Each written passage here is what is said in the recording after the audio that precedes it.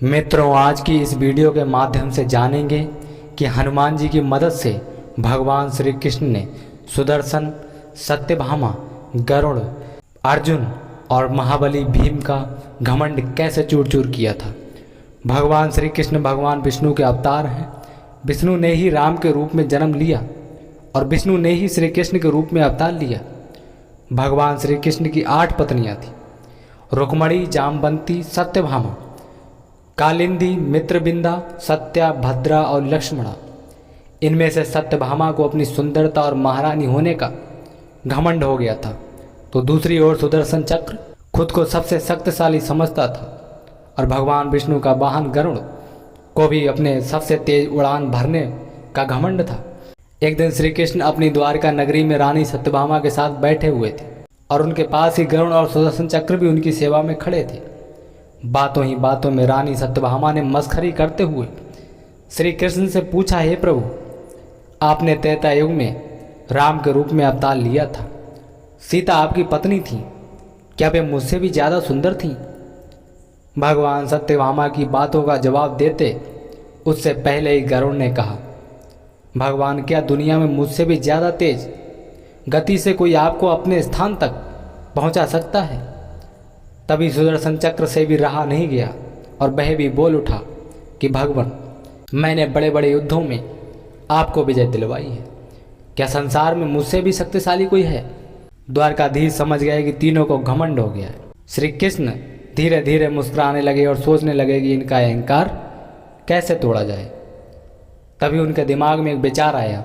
उन्होंने ऐसा सोचकर गरुड़ से कहा कि हे गरुड़, तुम हनुमान के पास जाओ और उनसे कहना कि भगवान राम माता सीता के साथ बैठे हुए हैं और तुम्हारा इंतजार कर रहे हैं। गरुड़ श्री कृष्ण की आज्ञा लेकर हनुमान को बुलाने चले गए।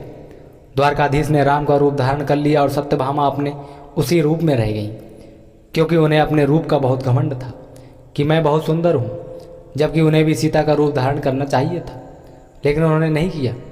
तब श्री कृष्ण ने सुदर्शन चक्र से कहा कि तुम महल के प्रवेश द्वार पर पहरा दो और ध्यान रहे कि मेरी आज्ञा के बिना महल में कोई भी अंदर ना आ सके। सुदर्शन चक्र ने कहा, मेरे रहते कोई भी अंदर नहीं आ सकता, और वे महल के द्वार पर खड़े हो गए।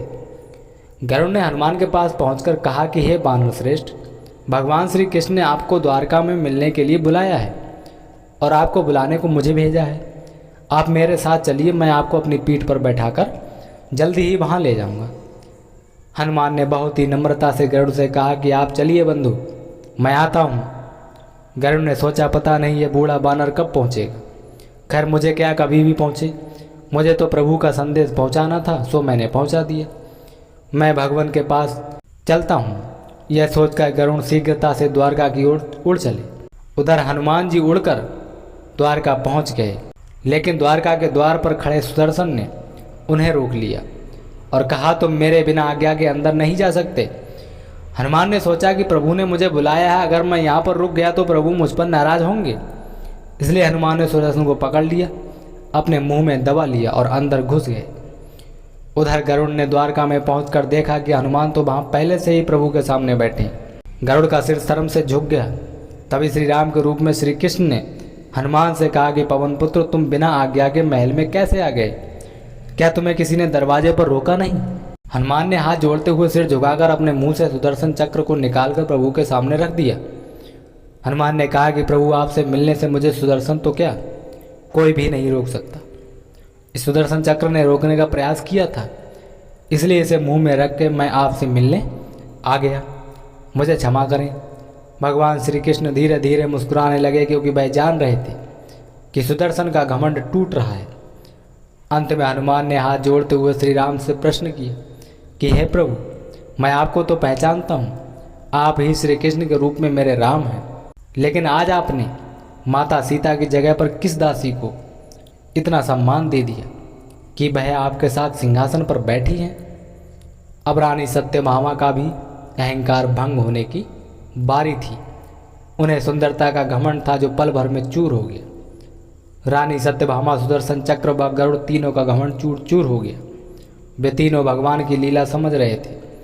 तीनों की आंखों से आंसू बहने लगे और वे भगवान के चरणों में गिर गए कि प्रभु, हमें क्षमा करें, हमें अनजाने में घमंड हो गया था। भगवान ने अपने भक्तों के अहंकार को अपने भक्त हनुमान द्वारा ही दूर किया। अद्भुत लीला है प्रभु की। भीम का भी घमंड श्री कृष्ण ने हनुमान के द्वारा ही तोड़ा था। श्री कृष्ण ये जानते थे कि भीम को भी अपनी शक्ति पर बड़ा घमंड था, इसलिए कि भीम के शरीर में 10,000 हाथियों की ताकत थी। अतः श्री कृष्ण ने सही समय का इंतजार किया और अपनी लीला से एक घटना रचाई। एक बार वनवास काल में द्रौपदी को एक सहस्त्र दल कमल दिखाई दिया। उसने उसे ले लिया और भीम से उसी प्रकार का एक और कमल लाने को कहा। भीम कमल लेने चल पड़े।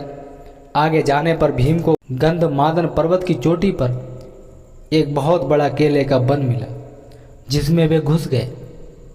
इसी वन में हनुमान जी रहते थे। उन्हें भीम के आने का पता लगा तो उन्होंने सोचा कि अब आगे स्वर्ग के मार्ग में जाना भीम के लिए हानिकारक होगा। वे भीम के रास्ते में लेट गए। भीमसेन ने वहां पहुंचकर हनुमान से रास्ते में हटने को कहा। हनुमान जी ने कहा कि तुम यहाँ से आगे नहीं जा सकते। यह जगह धरती के साधारण मनुष्यों के लिए नहीं है, अतः यहीं से लौट जाओ। भीम ने कहा, मैं मरूं या बचूं, तुम्हें क्या? तुम जरा उठकर मुझे रास्ता दे दो। हनुमान बोले, मैं बूढ़ा हो गया हूँ, जिसके कारण उठ नहीं सकता, तो मुझे लांग कर चले जाओ। भीम बोले, परमात्मा सभी प्राणियों की देह में है, किसी को लांग कर उसका अपमान नहीं करना चाहिए। तब हनुमान बोले, तो तुम मेरी पूंछ पकड़कर हटा दो और निकल जाओ। भीम ने हनुमान की पूंछ पकड़कर खूब जोर से खींची, लेकिन वह नहीं हिली। भीम का मुंह शर्म से झुक गया।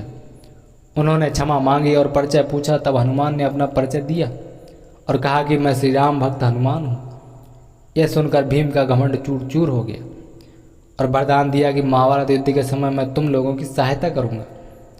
याद रहे, विनम्रता ही शक्ति को पूजनीय बनाती है, इसलिए अपनी शक्ति पर अहंकार न कर, उसका सत्कार्यों में उपयोग कर, समाज में आदरणीय बनो। श्री कृष्ण ने अर्जुन का अहंकार भी हनुमान के द्वारा ही तोड़ा था। आइए जानते हैं कि श्री कृष्ण ने अर्जुन का अहंकार आखिर कैसे तोड़ा होगा। अर्जुन के रथ पर हनुमान के बैठने का भी एक कारण है। एक बार किसी रामेश्वरम तीर्थ में अर्जुन का हनुमान जी से मिलन हो जाता है। इस पहली मुलाकात में हनुमान से अर्जुन ने कहा, अरे राम और रावण के युद्ध के समय तो आप थे। हनुमान जी ने कहा, हाँ मैं था। तभी अर्जुन ने कहा, आपके स्वामी श्री राम तो बड़े ही श्रेष्ठ धनुर्धारी हैं। फिर उन्होंने समुद्र पार जाने के लिए पत्थरों का पुल बनवाने की क्या आवश्यकता थी? यदि मैं वहाँ होता तो समुद्र पर बाड़ों का पुल बना देता, जिस पर चढ़कर आपका पूरा वानर दल समुद्र पार कर लेता। इस पर हनुमान जी ने कहा, असंभव, बाड़ों का सेतु वहाँ पर कोई काम नहीं कर पाता। हमारा यदि एक भी वानर चढ़ता तो बाड़ों का सेतु टूट जाता। अर्जुन ने कहा, नहीं, देखो ये सामने नदी है, मैं इस पर बाड़ों का एक पुल बनाता हूँ, आप इस पर चढ़कर नदी को आसानी से पार कर सकेंगे।